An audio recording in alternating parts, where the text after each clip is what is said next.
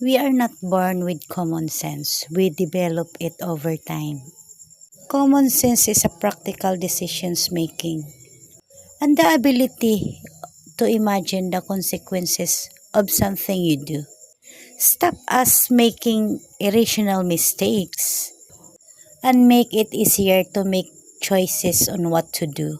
Some people find it harder to think through the consequences of their actions and need to learn the common sense. And for some highly intelligent people, they will never learn the common sense way, but they go on to make important discoveries to change the world. Because none of us has identical knowledge and experiences. As the old saying goes, if they only told you have